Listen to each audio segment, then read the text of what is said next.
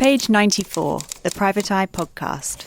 Hello and welcome to another episode of Page 94, the Private Eye Podcast. In the absence of Andrew Hunter-Murray this week, he's off with another different podcast that we don't mention here, touring Australia and New Zealand. I don't know when our tour's coming up. But anyway, I'm here in the Private Eye office. I'm Adam McQueen and I'm joined by Helen Lewis and Ian Hislop. Later, we're going to be talking to Francis Wheen about the child abuse scandal that led to the resignation of the Archbishop of Canterbury, Justin Welby. But first, let's talk about something else pretty big that happened since the last edition of the magazine. Donald Trump won an emphatic victory in the US election. Is that fair? Oh, yeah, I think that's fair enough. I think people have been overdoing the idea that it was a surprise victory. Actually, all of the polling suggested it was kind of 50-50 and within a normal polling error either way to be a landslide in each direction. But definitely he won the popular vote, which he has so far never managed to do. And actually Republicans have really struggled to do since the 90s. So the popular vote turns out to be a statistic that is quite familiar to British listeners. Can you tell us? I think Kamala Harris will end up with 48% and Donald Trump may nudge over 51, not quite. 52. Not quite the cursed ratio, but it's a Brexit. It is a Brexit. Come on, admit it. They don't add up, do they? There's a sort of almost 2% of people missing at the moment. Who are they voting for? Well, they just take a really long time to count votes. So mostly Republican state legislatures have done stuff where you can't start counting mail-in ballots until election day. So, which was done with some idea about, oh, this would be great. We'll make it really hard to work out what the results are so that Donald Trump can claim victory. And as it turned out, they didn't need any of that. He just flat out won. It was fine. I was slightly amazed because amongst the many predictions I was reading, a lot of them were saying, oh, well, it won't be over. The counting's going to go on for ages, and then the court cases are going to go on for ages after that. It's going to be like 2000 with Al Gore and George W. Bush. And I woke up at sort of 7 o'clock in the morning, had a look at my phone and went, oh, God. Yeah, they've decided already. Went back to sleep. I mean, Arizona didn't declare until the weekend. It's just by that point he'd already won Georgia, North Carolina, Pennsylvania, Michigan, Wisconsin. And the other thing that's crazy is that, the Trump swing is absolutely everywhere. He won Beverly Hills. He did really well in New York, much better than you'd think. It's not just that the red states got redder, it's that everywhere, basically, apart from the Mormons. Basically, the Utah was the only one that didn't really follow that pattern, but pretty much everywhere else swung to Trump.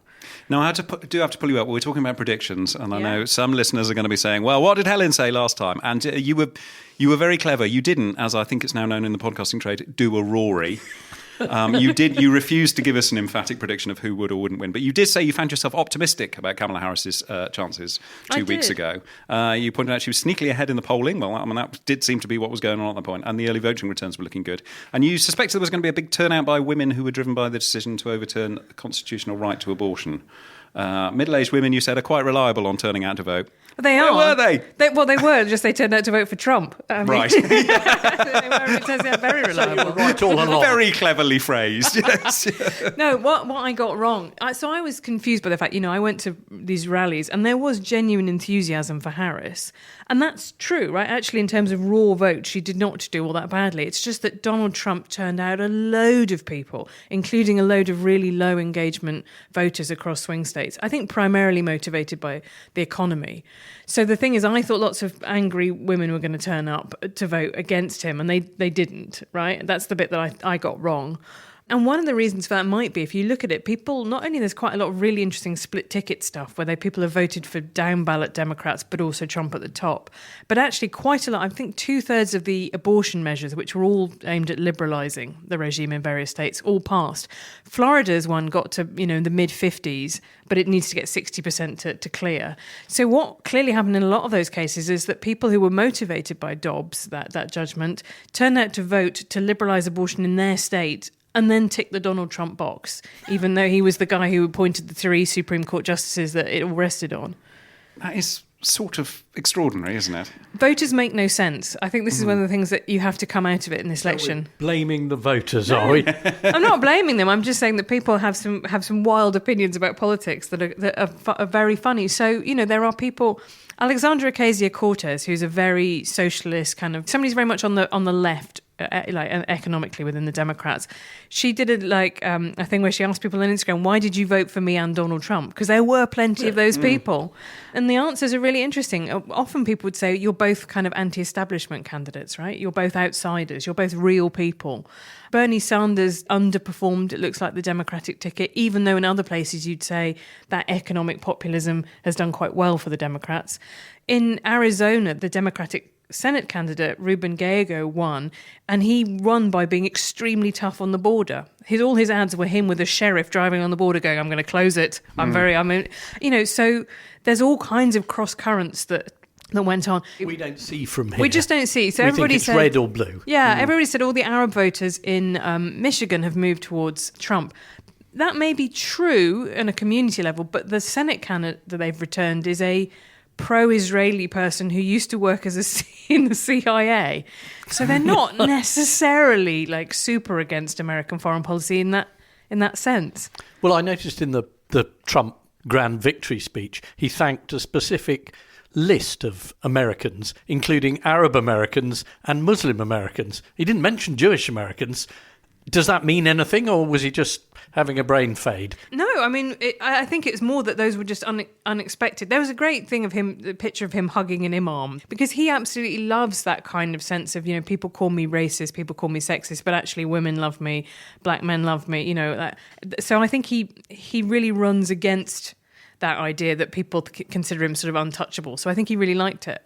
The other thing he did in that speech was he called up Dana White, who is the head of the Ultimate Fighting Championship. And Dana White, shouted out all the influencers, Logan Paul and Joe Rogan and people like that. So there really is a sense that those people are kind of on the march. This is the new kind of MAGA monarchy. And there was a great photo from election night at Mar-a-Lago in Florida, which was a Trump family photo, except Melania had been replaced with Elon Musk. Yes. She wasn't in it. He's there. Holding one of his kids. Yeah. The one with the weird sort of mathematical formula name. Yeah. His eldest kid, who he he did a podcast with Tucker Carlson in which he brought the kid on and he started saying, mini me, you complete me. So that kid is either going to end up very weird or extremely normal. I can't see which one yet. As a reaction. Right, Yeah. Exactly. Just the most normal person you've ever seen. Straightforward rebellion. Just like an actuary or something. My really depressing thought last week when I saw that photo was, oh God, he's next, isn't he? It's not going to be Eric or Don Jr. that inherits the mantle from Donald. Do you think Elon's going to run for president next time God, around? you are depressing. I really am. Well, look, we don't get nice things anymore. I said all the way through this was the result we were going to get. He can't. He was born in South Africa. Ah. Same thing that kept out Arnold Schwarzenegger because he was born in Austria. I'd like to see that birth certificate because I believe he's an American. If they were going to repeal anything, I think it's the amendment that stops you running for more than 2 terms. People have already been hoping that you'll get the 2028 election will be after that's repealed, and then it'll be Donald Trump versus Barack Obama, which is kind of like the final boss match of America. Wow, that would be amazing. And then Donald just stays there and keeps the seat warm for Barron when he eventually gets to the age and height, which will be about 27 stories high by that point, because he just seems to keep on growing. He's huge, 6'8", yeah. So is there any evidence that old-fashioned things like Taylor Swift or having celebrities endorse you makes any difference? Or is it the type of celebrities? You now need wrestlers and golfers.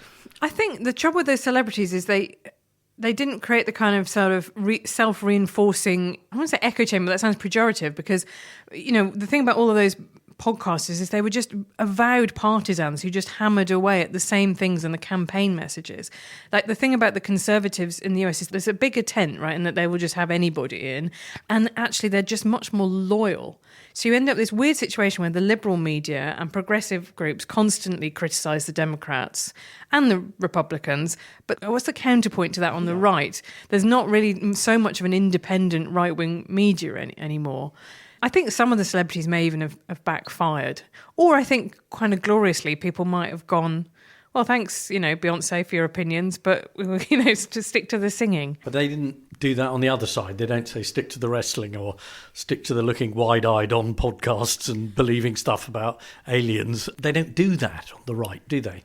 No, I've been trying to work out, because there's been a big discourse about, should there be a liberal Joe Rogan? And then everybody's been chatting about it. And I suddenly thought, I don't think you can make the argument that culture in America hasn't got a lot of left-leaning people in it, right? Hollywood is, it's mostly filled with people who care about making a lot of money. But insofar as it has cultural values over the last 10 years, they are softly liberal. But Joe Rogan in 2016 was backing Bernie Sanders, wasn't he? And Elon Musk as well has switched sides. He was very, very anti-Trump and has come around, fully on board, utterly on board now. Is the lesson from this that people just like outsiders and people who don't fit the political mould and that, the sort of Hollywood stars endorsing the Democrats does kind of very much fit into that? I think it's hard to tell the story of either Elon Musk or Joe Rogan without talking about the huge misfire that kind of left-wing cancellation has been in both cases. Because the trouble with, Rogan, initially he spoke out about trans women competing in mixed martial arts fighting. He also had some pretty wacky theories during COVID. But there was a kind of let's keep him at a distance, let's kind of cordon him off, and a real attempt to make Democrats not go on that show. So, he had Bernie on. He had John Fetterman on, the senator from Pennsylvania, just before the election, who's this also Baron Trump-sized, just giant ogre of a man who only wears sweatpants. But he just likes kind of outsider people, I think, and Bernie Sanders was that. Some of Rogan's opinions are very anti-big pharma, really worried about money in politics, that kind of stuff, and the Democrats have just ended up being painted as the establishment, and all the media suspicious of big pharma in America after the opioid scandal. Not a bad position, because they didn't behave very well. No, it is one of only 2 countries in the world, along with New Zealand, where you're allowed to advertise medicines on TV. A lot of the American medical adverts. Do you remember the stuff, the cake stuff from Brass Eye? Oh yes. That all of the side effects. There will just be a list of horrific side effects for this heart medicine that you have to get. All rattled off incredibly fast because they've got to do them at the end of it. Yeah, there was a whole one that just went on for ages. It was a heart medicine about this terrible, potentially fatal infection of the perineum that it often caused. And I just thought, I'm eating. I don't need this. But it is literally every advert in every ad break as well, isn't it? That's almost what fills everything. And then if you go to Walgreens, because every third shop in certain parts of America seems to be a Walgreens, and just the medicines you can buy, not even over the counter, just off the shelf, things you would need a long consultation with your GP to get over here. Well, and A, you're not going to get a long consultation with your GP, yeah. And B, that's the way it's heading if you don't have a functioning NHS. So Robert F. Kennedy Jr. was part of the kind of extended MAGA universe. He's part of MAHA, which is Make America Healthy Again. Whether or not he gets a formal position in the administration, his views are very influential now in that, we talked a bit before about the kind of anti-woke vitamins that get advertised to you. But there is a difficulty because, as you say, Ian, lots of people in America rightly find pharma very suspicious and think it's trying to sell you stuff for problems that it's created. Or, in the case of the opioid scandal, rapaciously just lead you down a pathway to addiction. So he gets people with that stuff and then he leads them on to, P.S. also vaccines are bad. And trying to defend one and not the other is a bit that I think people find quite hard. When do all of the appointments have to be taken on? When do we find out what job RFK might get and what job Elon might get? So they've got the transition team working at the moment. They've appointed a fairly sort of dry bureaucrat to oversee it, along with some more sort of spicier people. One of the early warning signs is that Trump has said basically he wants the leadership in Congress to be okay with him just appointing acting secretaries for everything, which is a way of getting through avoiding the Senate confirmation process. So that does imply that he might be giving full throttle jobs to some people who wouldn't get confirmed rather than just giving them advisor jobs. Because he's got both houses as well, hasn't he? They've both gone Republican. So. Yeah, he's got a pretty whopping majority. So someone's going to have to be quite extreme if he can't get approval. Who are we talking about here? Some of these people are quite extreme now. I don't know if you've been keeping up with Tucker Carlson, former Fox News host, but in the closing days of the campaign, he claimed that he'd been attacked in bed in sleep by a literal demon that had clawed him. Right. And that's definitely not disqualifying. And Trump's going to give a cabinet job to the demon. Yeah. you have to remember with Tucker Carlson that Rupert Murdoch was about to marry this woman and then didn't because she thought Tucker Carlson was literally the Messiah. and that it was stated at the time that she was too right-wing for Rupert Murdoch. So he's pretty right-wing. Yeah. Have we checked where Rupert Murdoch was on the night in question? Because I can imagine him turning up in your bedroom, claws out, could be quite terrifying. There were so many potential other explanations, not leading to the fact that Tucker Carlson, it turns out, sleeps with his 4 dogs, which may provide an alternate explanation of why he woke up with claw marks. Slightly more likely, isn't it? Can I ask you, Adam, I don't know why I'm making you do this, but can you guess what Donald Trump's favourite film is? I think I know this. Go Isn't on. it Sunset Boulevard? It is Sunset Boulevard. Yeah. It's sort of magnificent. He used to make people come to Camp David and watch it. Camp David, the clue is there. It's YMCA, it's Sunset Boulevard. It's really astonishing. Like, I just think, I can't imagine him watching and going like, yes, it's the politics that got small. He honestly, go to YouTube and look up some old Liberace performances and all of the nuance. He's taken half of his mannerisms from Liberace. I know. It is just extraordinary. I think it makes it really work. I mean, you were saying that calling him a fascist doesn't work. And because of the gleeful, the funny, the surrealness and the campness, I think it really jams your brain from being able to go, mass deportations would be a horrible policy of people being like dragged out of their homes at night. Because then it's like, you kind of can't put the two things together in your brain. Yeah, and people didn't. So that's democracy taken care of. Yes, I mean, the gloom, I mean, I have to say this because I'm not terribly gloomy on the whole, is you would guess from the reaction from some of the British media that 100% of the American population had voted Trump and had also said, it's not extreme enough, can he invade Britain? That isn't what actually happened. Rather than this being a not unprecedented election result and stuff we've done before. I mean, I remember quite how hysterical everyone was about George W. Bush back in the day, and he now looks like quite a sort of... No, I saw a video of him talking Spanish fluently to someone. I was like, I feel bad about all the things we said about how incredibly stupid he was. Yeah, well, can you imagine how I feel about Reagan? Reagan Mondale, now that's a landslide. Mondale ended up with what, 13 electoral college votes out of over 500. But yeah, you're right, and I think you say it's a resounding Trump win, but also point out that he did lose in 2020 when people directly remembered what it was like to be governed by him. I mean, he's a giant figure in politics and a very improbable success story. Other people really struggle. Other MAGA people really struggle to capitalise and do what he's done. I think he's a real one-off in that sense. I don't think J.D. Vance, much smarter than him, but has not got the kind of camp exuberance. And I think that's the bit that people really like. They like the showmanship. Yeah. You know, they like... I mean, what's the interesting thing? This when Ken Livingstone ran for mayor in 2000 and just appeared to be different to other politicians. And it's the same appeal as Nigel Farage had and as Boris Johnson had, I think, to people, of just someone who feels like they're giving a sort of bloody nose to the establishment, even though a lot of them could not be more establishment figures. They're just slightly eccentric and very good at playing up to it. So, I've got in my head an image of a new statue of Liberace with his hand held out in a rather sort of camp way. Big flouncy cuff. That'd be lovely. We should petition for that to happen. Okay, so we've taken care of democracy. We're going to go back to the alternative now, the pre-1776 system, and have a chat about the royal family, who we haven't covered on the podcast for a while. A whole batch of royals out over the weekend at the various Remembrance Day commemorations. King Charles and Princess Kate both making a return after their cancer treatment. But specifically, there have also been a lot of stories in the last couple of weeks about the financing of the royals and the various ways that is done. First of all, we had a documentary by Channel 4's Dispatches, and it was a joint investigation with the Sunday Times, which revealed all sorts of details about the Duchy of Cornwall, which is the Prince of Wales's private estate, and the Duchy of Lancaster, which is the duchy you pass on the left-hand side as you go up the M6. There is a joke that will mean something to people who watched Top of the Pops in 1980 and no one else. Well, for Gen X, right? Youth, I believe. It is indeed. Very well done, Your Honour.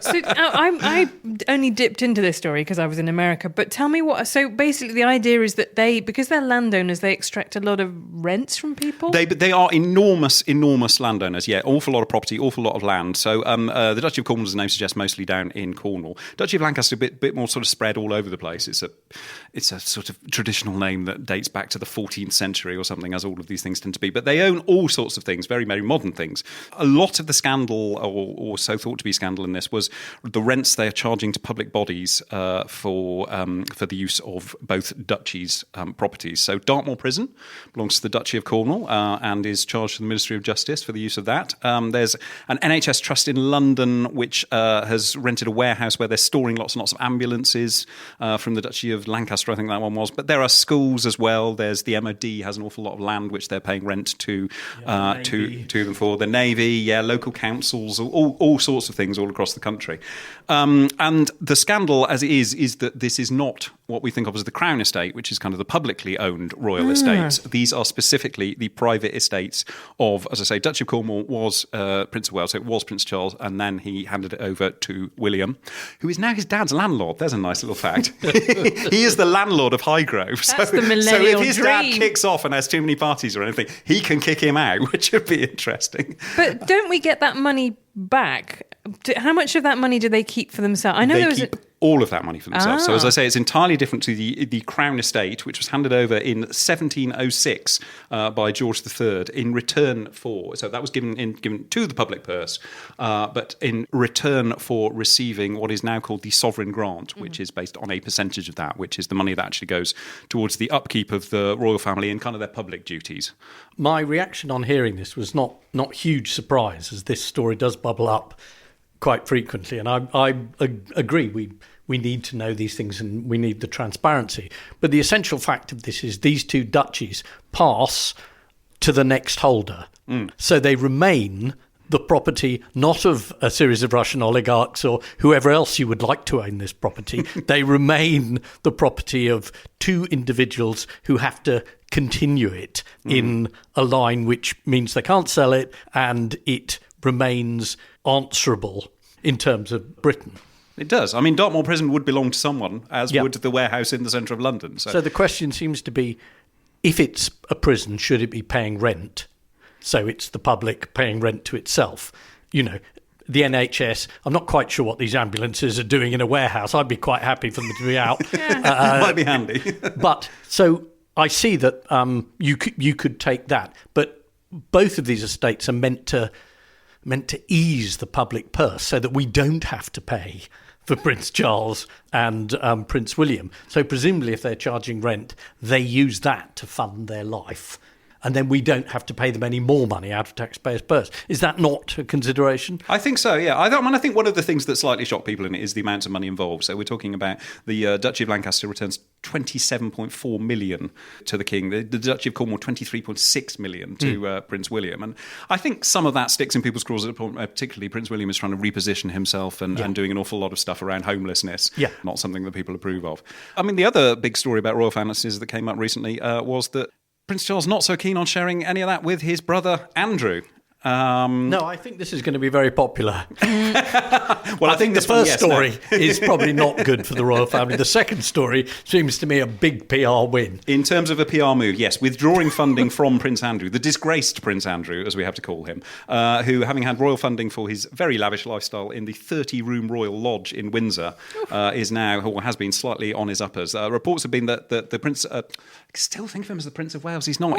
He's King Prince Charles now, isn't he? Has withdrawn the funding for Andrew's security in an effort to try and boot him out of Royal Lodge and persuade him to move into that cursed address Frogmore Cottage, which was, because not a cottage, another massive house, albeit not quite as big as Royal Lodge, but the former residence of Harry and Meghan before they moved out. And then Princess Beatrice had it, didn't she? Yeah, she was in there for a while, but the theory is that Charles is trying to put Andrew in there, along with Sarah Ferguson, who is his ex-wife, divorced years and years ago, but still lives in Royal Lodge with him. Yes, and that's probably why they need 30 bedrooms, so they can be very, very separate from each other, a wing each or something.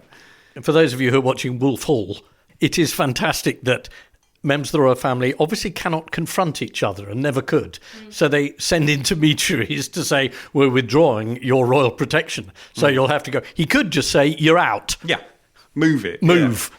Well, that was the thing that struck me is it's like EastEnders, isn't it? In the, people inheriting houses around Albert Square from each other, and all the Fowlers are going to move in there, and then actually, the Beales are in number 13 now, and who's got a share of the Vic and all.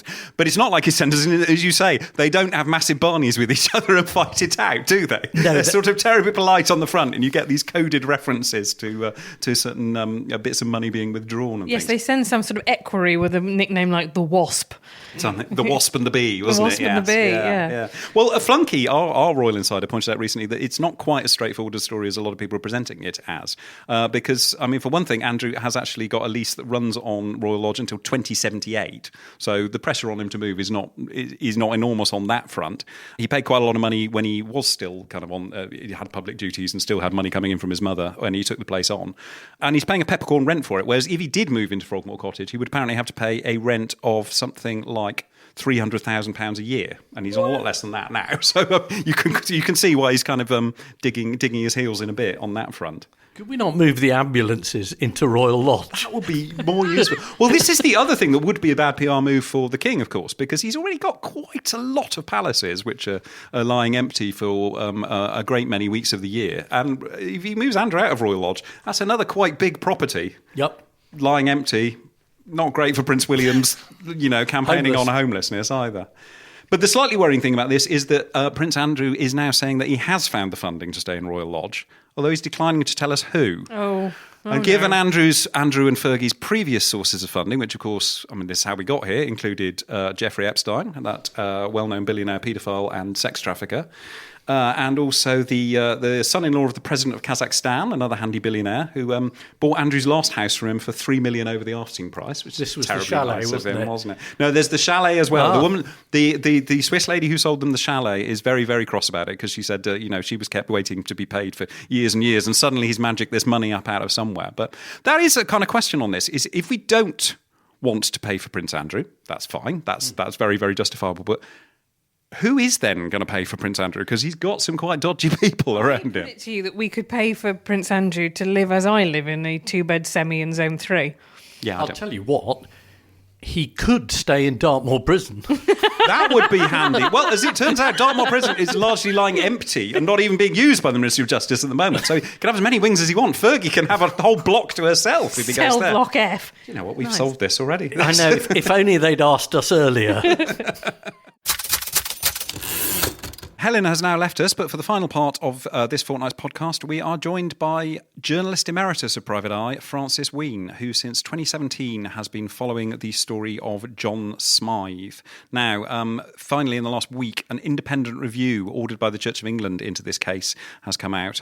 Smyth viciously abused generations of boys at evangelical summer camps around England in the 70s and 1980s. And as if that wasn't horrifying enough, Justin Welby has admitted knowing about Smyth's behaviour, which he should have done, given he was involved in those summer camps back in the day. Francis, thanks for joining us. Hello. So, take us back to the beginnings of this and tell us about John Smyth. Well, the beginnings of the Eye coverage were in 2017, as you say, after Channel 4 News broke the story. But the story was first emerging in 1982 when a chap called the Reverend Mark Ruston was asked by the Wheen Trust, which ran these evangelical summer camps, to look into the activities of John Smyth, who had been chairman of the trustees of this trust from 1974 to 82, who was a barrister. He was Mary Whitehouse's favourite barrister, among other things. Whenever she took someone to court for obscenity, he was usually the chap involved. High moral tone he took. He was a muscular evangelist, so muscular that he beat young men and boys violently in the shed at the bottom of his garden in Winchester. And he recruited them and groomed them at these Wheen summer camps of the trust he was chairman of. And it was largely run by Church of England clergymen to recruit the next generation of evangelical muscular Christian clergymen, including the man who is now Archbishop of Canterbury, Justin Welby. And in fact, in 1982, the year of this Ruston report, I think 22 of the attendees at this youth summer camp were themselves Church of England vicars. They were sort of acting as supervisors. And of the boys and young men who went to the camp that summer, 29 went on to become clergymen. So it was a pretty good feeder camp for the C of E.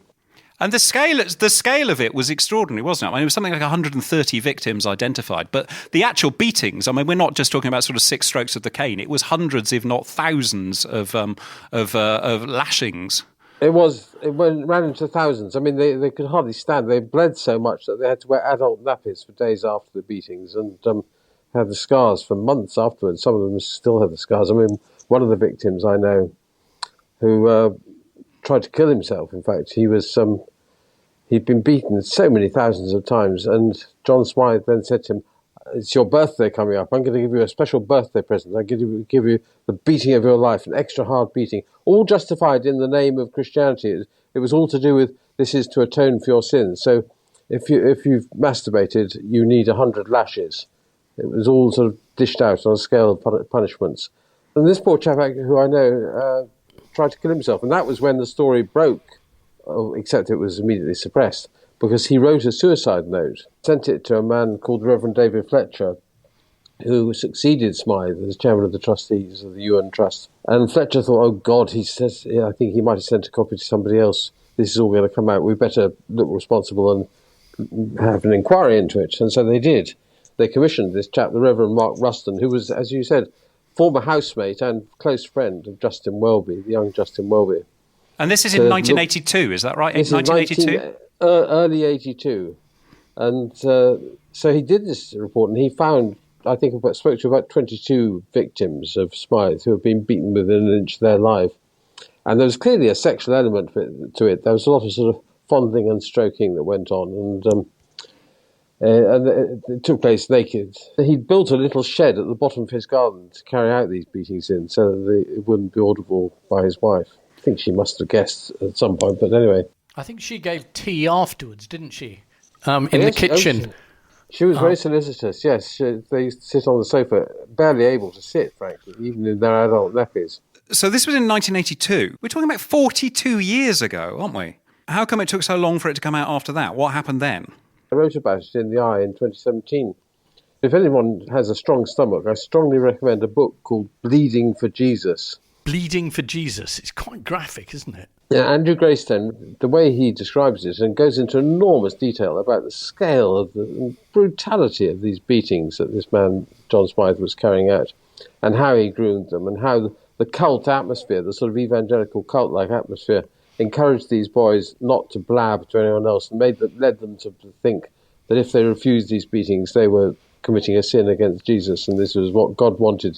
The report was produced, and it was circulated to a number of clergymen who were involved in the Wheen Trust. So it became known within certain C of E circles that this report existed, and several vicars had actually read it. But all they did by way of taking action, instead of, say, going to the police, because the report says this is clearly criminal activity, and no argument about that. That's what the 82 report said. Instead of thinking, oh, criminal activity, that's where you go to the police, isn't it?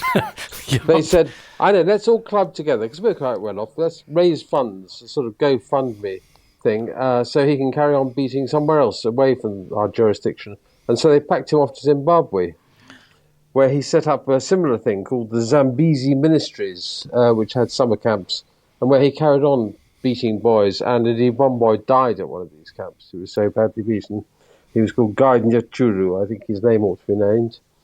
There was an attempt to bring a prosecution for culpable homicide against Smyth over the death of Guy Nyachuru, but Smyth's barrister successfully persuaded the Zimbabwean court that there was a conflict of interest in the case, and that it couldn't be brought because the lawyers for the prosecution were in some way complicit. But anyway, the real point was friends in high places saved the bacon, up to and including Robert Mugabe.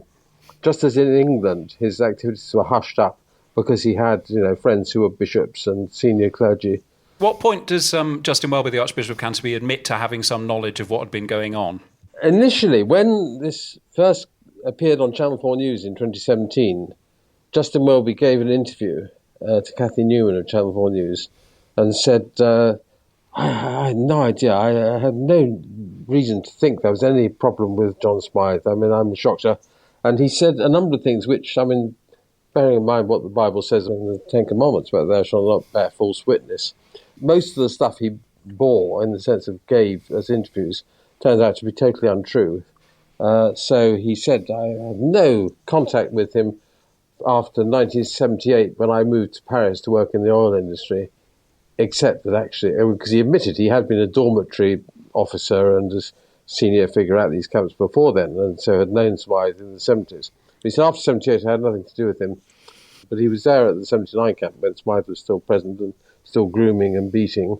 And actually Welby was one of the people who contributed to the Zambezi Ministries, the Zimbabwean operation set up by Smyth. I love the idea that we export sadism and paedophilia to the colonies. That's fine. I mean, it's extraordinary, mistake of it as well, but even, the report that came out last week by Keith Makin, the Church of England, long delayed, it has to be said, many times delayed, review, which is damning for Welby. Yes, you wrote about it a number of times and said it's 15 times this report's been delayed. The idea that they were actually in any way trying to get this report out is just complete nonsense, isn't it? Yes, in his interview with Kathy Newman of Channel 4 News in 2017, he said, well, we've got to look into this now. It's been drawn to my attention, as if he hadn't heard of it before. What he now has to admit in this report is he's admitted he did know from 2013. He says he had no idea before that, although the report makes it fairly clear that he should have known, because in 1981, when Welby was living in Paris, working in the oil business, he was told by Canon Peter Sertin, which was at a church he attended, a C.B. church in Paris, that there were concerns about Smyth, because Sertin knew that Welby knew Smyth, who'd just passed through Paris with a gaggle of boys on their way to a ski trip. And I think, what Sertin said to him was, Smyth is really not a nice man. One of the boys had a chat with me. And Welby says, well, I wasn't to know that this meant he was abusing them all. I just thought, well, he has warned me that he's warned me off Smyth. And admittedly, Welby wasn't a clergyman at the time, so he wasn't necessarily obliged to go to the police or ask the church to look into it. But still, when he became a clergyman and let alone when he became Archbishop of Canterbury, you'd think at some point that might have crossed his mind. And the reasons he's given, he said, well, I lost contact with him anyway, and I was advised that there was a police investigation going on and it would be against the correct policy to do any further things until the police investigation was clear. There was no police investigation going on. He said, and I did write to the South African Primate, the head of the Anglican Church of South Africa, about this, so you can't say I didn't warn them, because while this went on in 2013, Smyth was still abusing boys in South Africa. And Welby claimed he'd written a letter to the primate in South Africa, as he put it, except he didn't, actually, as it now turns out, and as he now admits. He says, I misremembered. I thought I'd written a letter, and actually I didn't. In fact, he did absolutely nothing.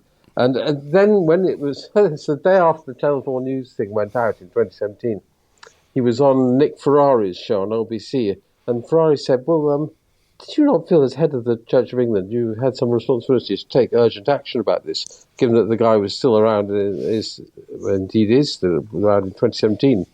And Welby said, well, he wasn't an Anglican, he had no connection with the Anglican Church, and the Ewan Trust, which ran these camps, had nothing to do with the Church of England either.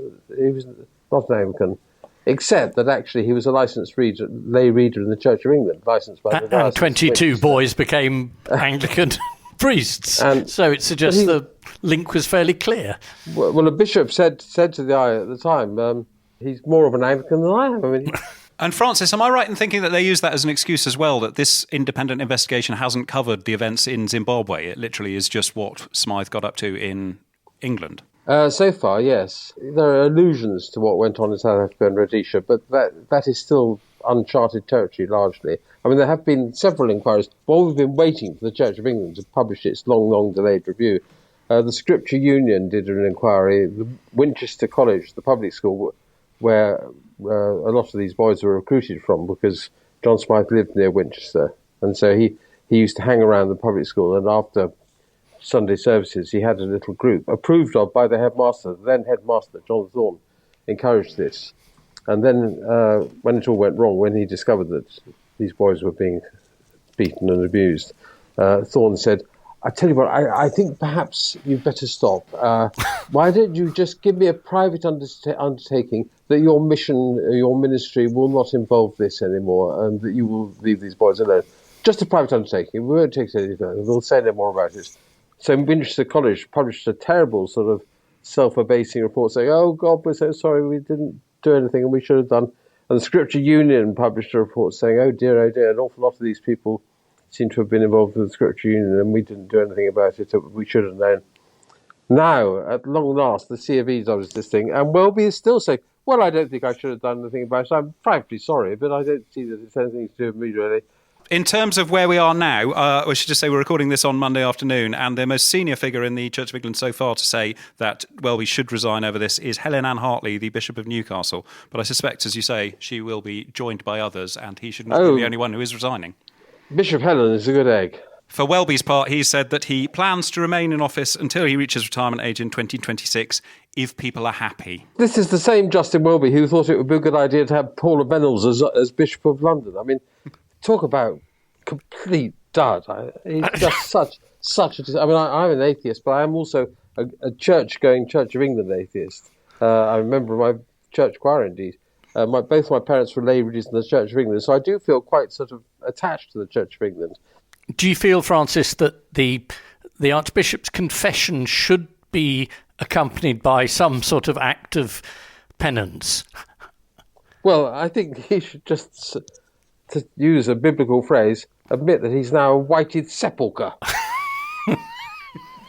And on that note, thank you very much, Francis Wheen, for joining us. Thank you, and God bless you.